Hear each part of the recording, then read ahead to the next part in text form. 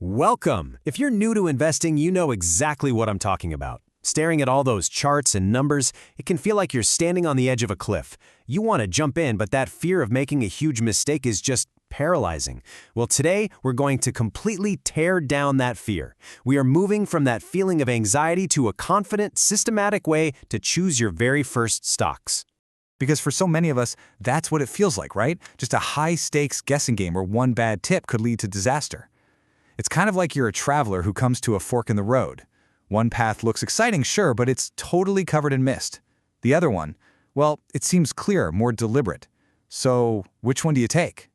Well, those two paths really represent two totally different ways to invest. On one side, you've got the gut feeling approach. You know this path. It's paved with hot tips, media hype, and emotional decisions.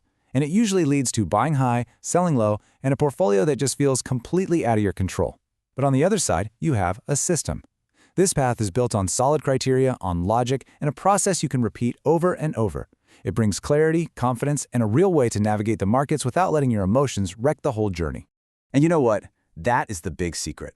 Investing legends like Warren Buffett and his mentor Benjamin Graham, they weren't magicians. They didn't have some magic crystal ball. What they had, and what you can have, is a sound intellectual framework, a reliable process that guides every single decision, turning that chaotic guessing game into a disciplined, repeatable practice.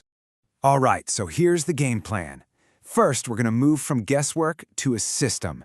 Then I'll introduce you to the 4 pillars framework. We'll dive deep into each one: company fundamentals, market technicals, and then cash flow and risk. And we'll wrap it all up with a super practical checklist you can use to find your first stock. So our mission here is simple. We want to get off that emotional roller coaster. We're going to replace those gut feelings with a repeatable system that's based on clear, objective criteria. This is how you make the shift, from a speculator just hoping for a lucky break to a real investor with a solid plan. You know, Benjamin Graham, who's basically the father of value investing, he said it perfectly. You don't need to be a genius, you just need a framework and the discipline to actually stick with it. Honestly, this quote is everything. It's the foundation for our entire approach today. It's all about building a fortress of logic to protect you from your own worst emotional impulses. Okay, now for the fun part. Let's build the core of our system. I want you to think of it like building a house. You wouldn't just throwing up walls on some soft, muddy ground, right? Of course not. You need a solid foundation with strong support pillars. In investing, it's the exact same idea. And these are the 4 pillars that are going to support every single investment decision you make from here on out. Every piece of info, every question you ask, it's going to fit neatly into one of these 4 categories. They are fundamental analysis, which is all about the strength of the business itself.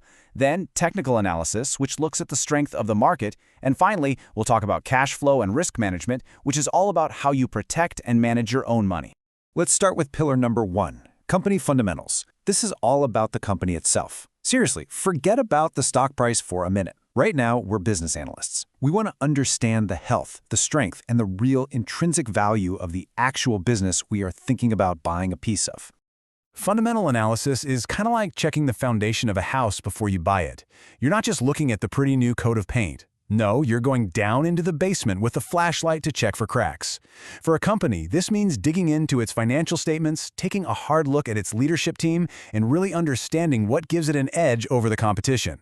The goal here is to figure out what the business is truly worth, totally separate from its day-to-day stock price swings. This piece of advice from Graham is so simple but so powerful. It's the heart of what Warren Buffett calls his circle of competence. The idea is this: only invest in businesses you can genuinely, truly understand. If you're a doctor, maybe you have an edge understanding healthcare stocks. If you're a software engineer, maybe you can spot the next big thing in tech. The point is, you don't need to be an expert in everything, but you absolutely must be an expert in what you own. Now here's a really practical tool to help us do just that. This is the famous CAN-SLIM system, a checklist for finding strong growth stocks. Let's break this down. C is for current earnings. Is the company making way more money right now than it did a year ago? A is for annual earnings growth. We want to see strong, consistent profit growth over the last few years. N is for new. Is there some kind of catalyst, a hot new product, new leadership, something that could really push the company forward? S is for supply and demand. Basically, we want a stock that a lot of people are trying to buy. L means leader. We invest in the top dogs in an industry, not the ones that are struggling. I is for institutional sponsorship. Are the big, smart money players like pension funds buying this stock? And finally, M is for market direction. We want to be fishing when the fish are biting, meaning we invest when the overall market is healthy and trending up. See? A really powerful set of criteria. Okay, let's make this real with an example. Imagine we're comparing two companies. Let's call them Fashion Forward and Classic Threads. We can use a few key numbers to see which one is stronger. First, the PE ratio. It tells us how expensive the stock is compared to its profits. Lower is often better. Next, the PEG ratio, which is even better because it also considers the company's growth rate. A PEG under 1, that's really attractive. And finally, the debt-to-equity ratio. It shows how much debt the company is using. Lower is generally safer. So, looking at our table here, Classic Threads has a lower PE, a much better PEG, and less debt. Fundamentally, it's looking like the stronger, better-valued business. So, we found a great company. Awesome. But is it the right time to buy? That's where our second pillar, market technicals, comes into play. If fundamentals tell us what to buy, technicals help us decide when to buy. Technical analysis is really just the psychology of the market, all laid out on a chart. It's not about balance sheets, it's all about price action and volume. Think of it like reading the market's mood. By looking at charts, we can literally see where the price has found a floor, we call that support, and where it's hit a ceiling or resistance. It helps us see the path of least resistance for a stock's price. Now, the single most important concept here is the trend. We want to swim with the current, not against it. But here's a pro tip that a lot of beginners miss. Don't just look at one chart. Use multiple timeframes. A stock might look like it's going up on the daily chart, but when you zoom out to the weekly or monthly view, you might see it's actually in a long-term downtrend. Getting that full picture gives you a much higher probability of success. Okay, now we come to a really crucial shift in our thinking. We've talked about things we analyze, the company, the market. Now we're talking about what we control. Look, you cannot control a company's earnings. You can't control the market's trend. But you have 100% control over your cash flow, your goals for the money, and most importantly, your risk management. These are the pillars that are entirely up to you. This might just be the most famous quote in all of investing, and for very good reason. Now, Buffett isn't saying you'll never have a losing trade. He's talking about the permanent loss of your capital. Protecting your money is the absolute #1 priority, because without your capital, you're out of the game. This mindset is the foundation of professional risk management. And if you remember one thing about risk, please, let it be the math you're seeing right now. This is exactly why Buffett's rule is so critical. If your investment drops by 50%, you don't just need a 50% gain to get back to where you started. You need a 100% gain just to break even. That is the devastating, brutal math of losses, and it's why protecting your capital is everything. So how do we protect ourselves? We use a professional's toolbox. First, always have an exit plan before you even get into a trade. Know exactly where you'll get out if you're wrong. Second, cut every loss short.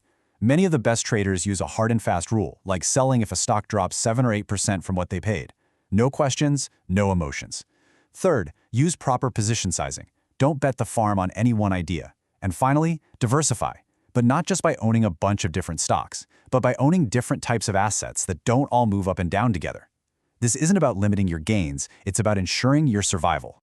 Okay, let's put it all together now. We've walked through all 4 pillars. Now, let's turn this powerful framework into a simple, actionable checklist that you can use to evaluate any potential investment that comes your way.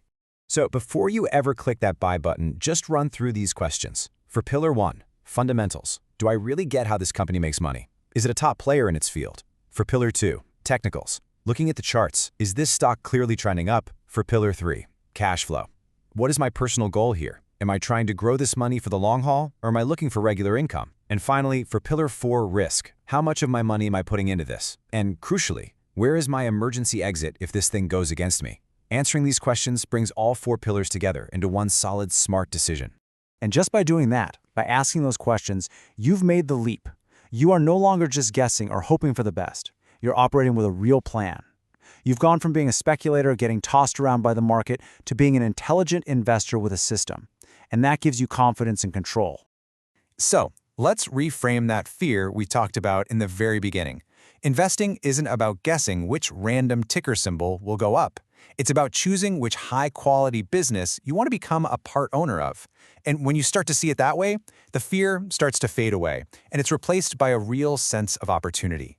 The world is full of incredible companies. So the only question left is, Which business will you choose to own first?